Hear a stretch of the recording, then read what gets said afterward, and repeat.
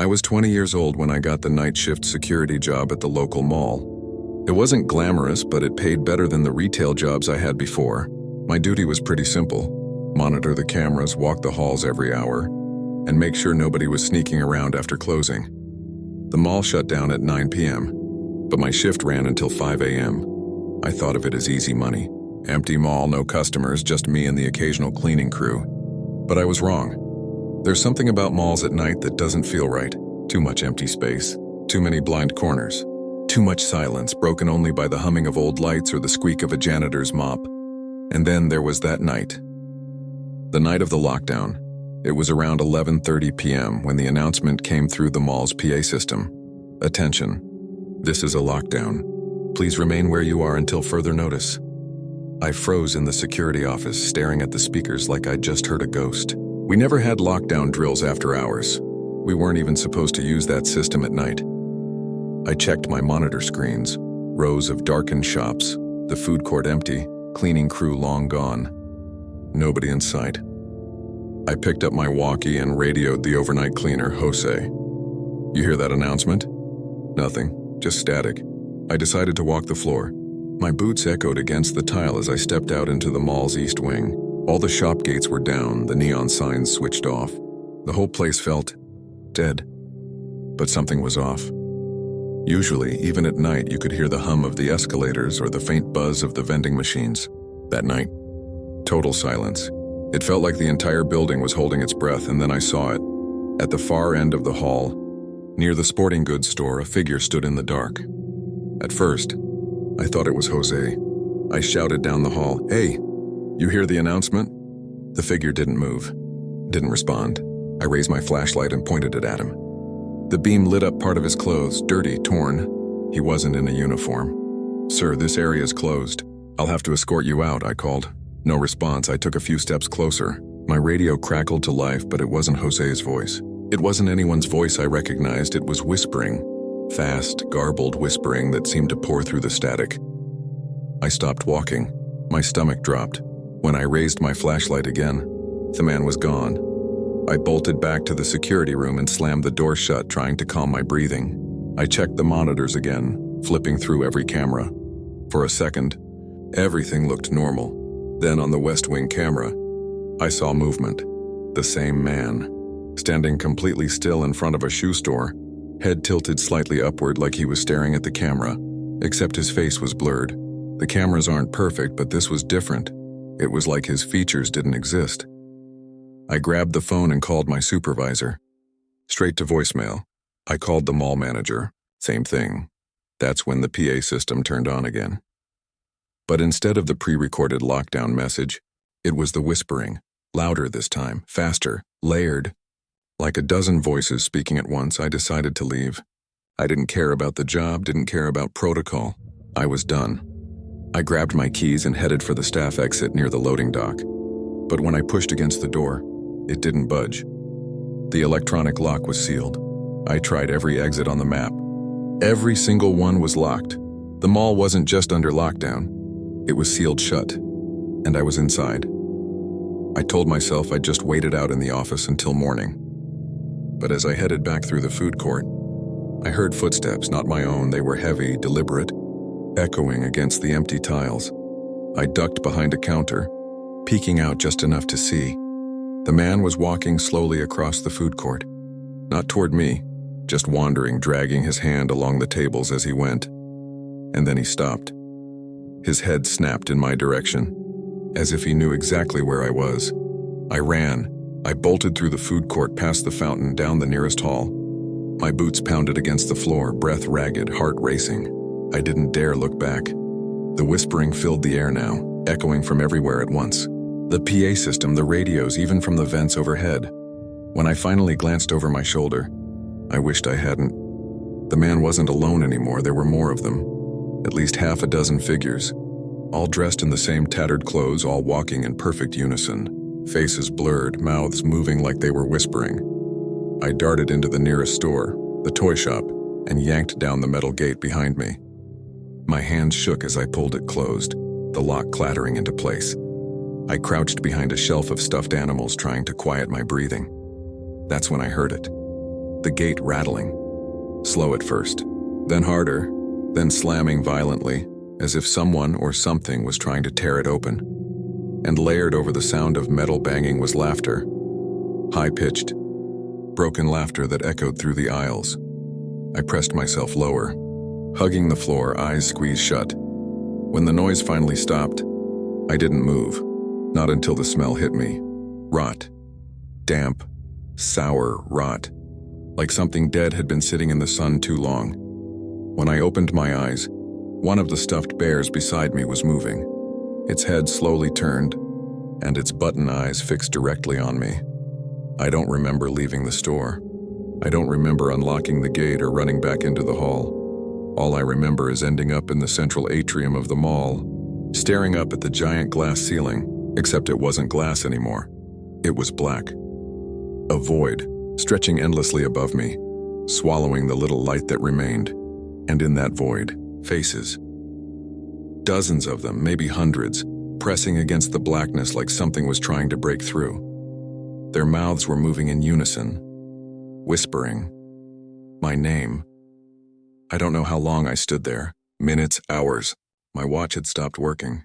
My phone was dead, and then, just like that, it was morning. Sunlight poured through the glass ceiling. The black void was gone. I was standing alone in the atrium. The shops were normal, the escalators humming, the vending machines buzzing. The mall manager was shaking my shoulder, asking why I was standing in the middle of the atrium instead of in the office. He didn't believe a word of what I told him, but I still work there, and every night, when the mall closes and the last customer leaves, I swear I hear it. 3 steady knocks, somewhere in the dark, waiting for me to answer.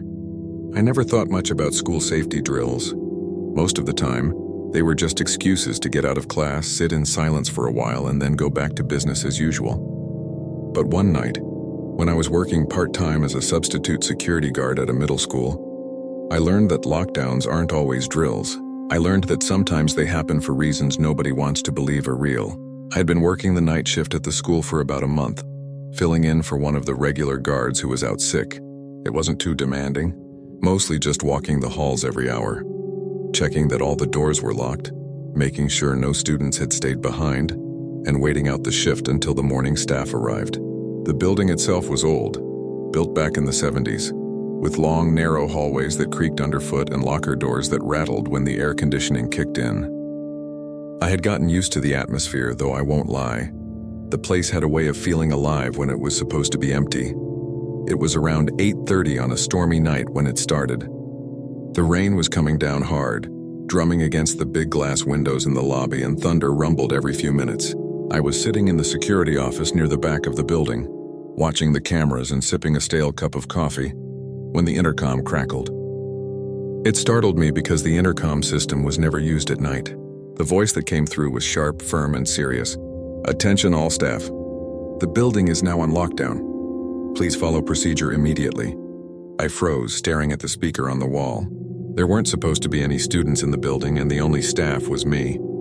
My first thought was that someone had made a mistake, maybe accidentally triggered the alarm. I reached for the radio to call dispatch, but before I could even press the button, I noticed something on the monitors. One of the outside cameras showed a white van parked behind the school near the gym entrance. It hadn't been there 10 minutes earlier when I did my last walk. The van had no visible markings, the windows were tinted, and the driver's side door was open. I leaned closer to the screen, trying to see if anyone was inside, when another monitor flickered to life. This one was showing the boys' locker room hallway, and I swear I saw movement. A shadow, long and quick, slipping through the doorway. My chest tightened. I grabbed the flashlight from my belt, unholstered my sidearm, and headed out. The hallways were pitch black except for the occasional flicker of emergency lights. The storm had killed the main power, and the backup generator didn't cover every corner of the building. My footsteps echoed far too loudly against the linoleum, making me wince every time I rounded a corner. As I got closer to the locker rooms, the smell hit me first. It was damp, metallic, like wet rust mixed with sweat. I pushed open the door to the boys' locker room as quietly as I could, raising the flashlight and sweeping the beam across the rows of metal lockers. The light caught on something, a faint shimmer like moisture. I walked forward, every muscle in my body tensed. That's when I heard it. a sound that cut right through the storm outside, faint scratching, like fingernails dragging across the locker doors, not constant but deliberate, like whoever or whatever was making it wanted me to know they were there. I froze, listening, trying to pinpoint the direction. It seemed to move every time I did, staying just out of reach. My training told me to announce myself, to declare that I was security and that whoever was inside needed to come out. But something deep in my gut told me not to. The tension in that room was suffocating. I tightened my grip on the flashlight and gun, forcing myself to keep moving. Then, without warning, a locker door slammed shut on the other side of the room. The sound echoed so loud I nearly jumped out of my skin. "Police!" I shouted instinctively, my voice shaking despite myself. "Come out now!" Silence. Then muffled, almost strangled, I heard it. "Help! Please, someone help me." The voice was small, panicked, definitely a child's. My heart sank. I rushed toward the sound, following the banging that started up against one of the larger football team lockers. "I'm here," I called out. "Hang on." I yanked on the locker door, but it wouldn't budge. The lock had been jammed, twisted into place. Inside, the boy kept pounding, crying out for help, his voice cracking with terror. I told him I'd be right back and sprinted toward the office to grab the spare keys. As I reached the main hallway, I glanced through the back door window. The white van was gone. Panic shot through me. Whoever had put that kid in the locker was still inside, or worse, had just left with someone else. I radioed dispatch, breathless, telling them there was a child trapped and that I needed backup immediately. The response was static at first, then a voice confirming officers were already on the way. My mind was spinning. How had a kid even ended up here after hours? Who was he and where had this man gone? When I got back to the locker room with the keys, one of the janitors had arrived, a man named Luis who often stayed late to finish his work. His face was pale when I told him what was happening, but he followed me anyway. Together, we managed to pry open the locker. The boy practically fell out, gasping, tears streaking down his face. He couldn't have been older than 12. He was bleeding from his arm, a shallow cut, like someone had been pressing a knife to him to keep him quiet. He clung to me, sobbing, saying over and over, "He tried to take me, he tried to take me." We got him to the office and locked the door until the police arrived.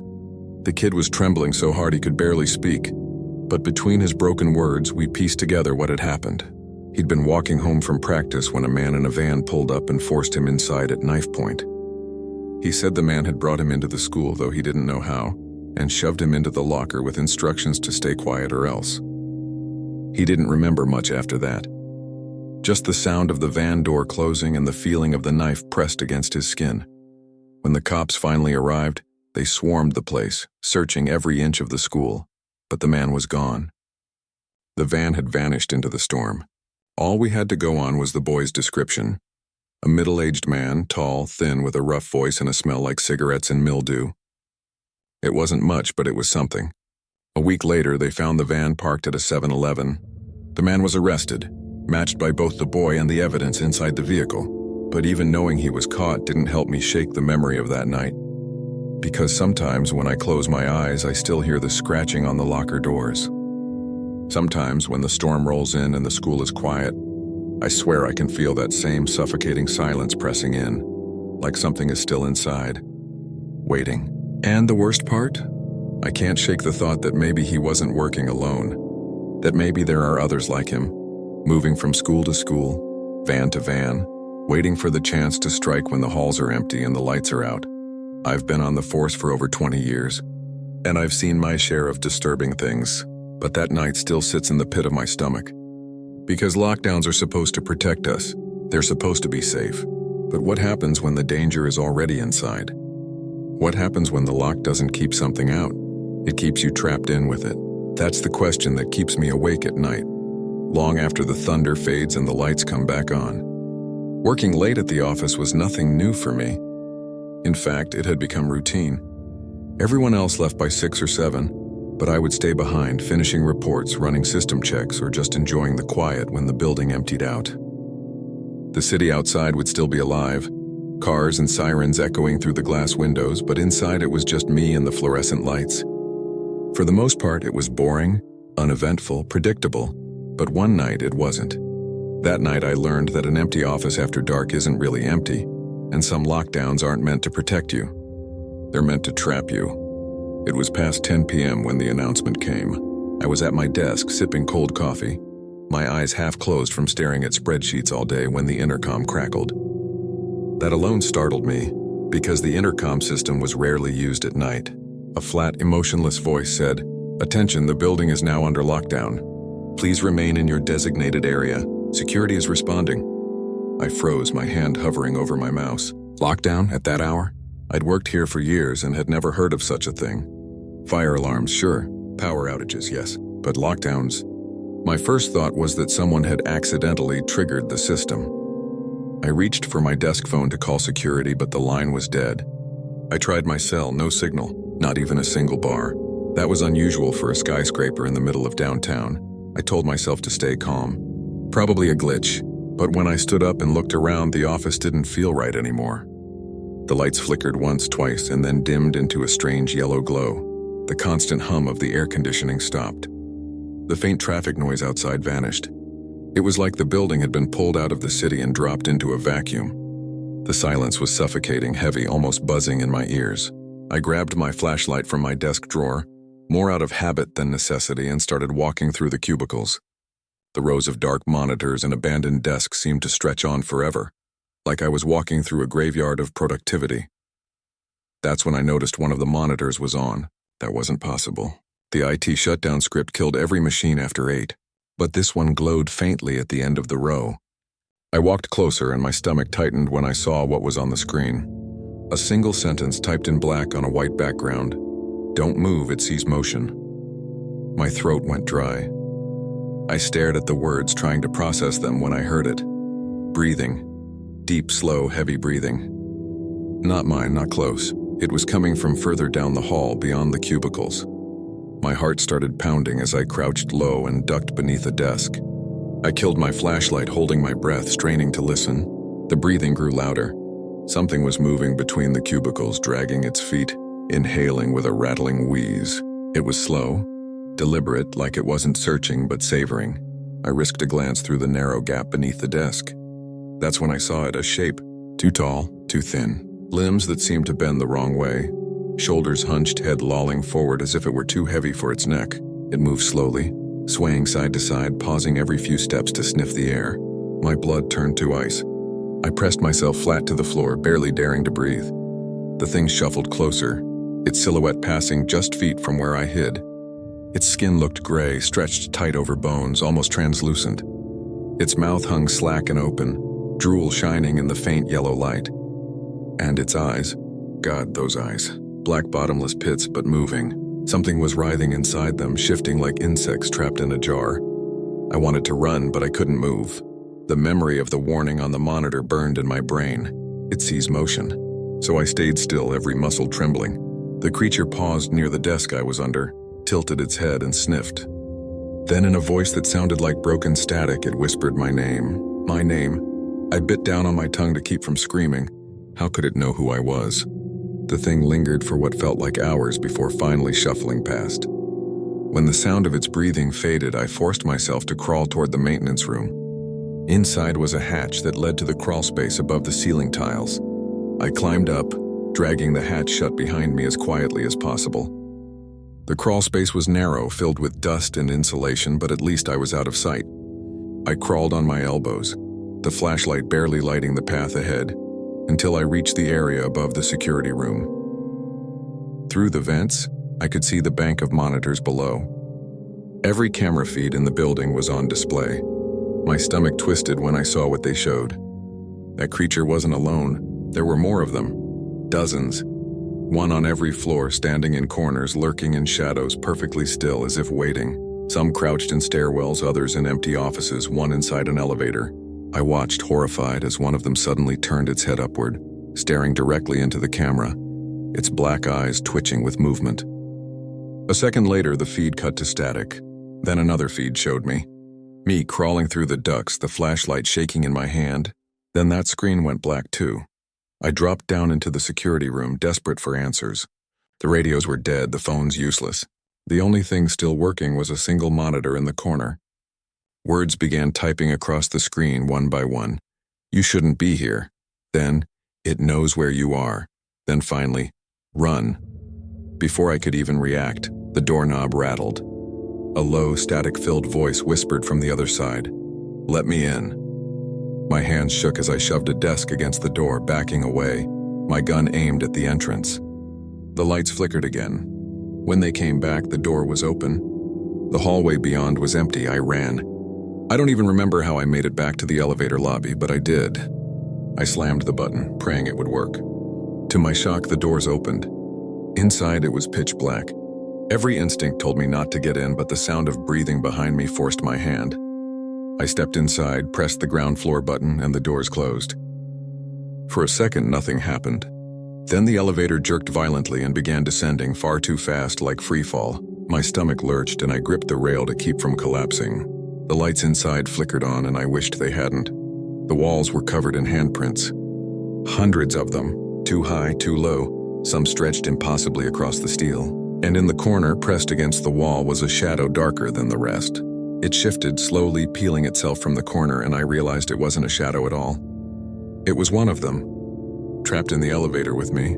I pressed myself against the opposite wall, fumbling for my gun, but the thing just stared.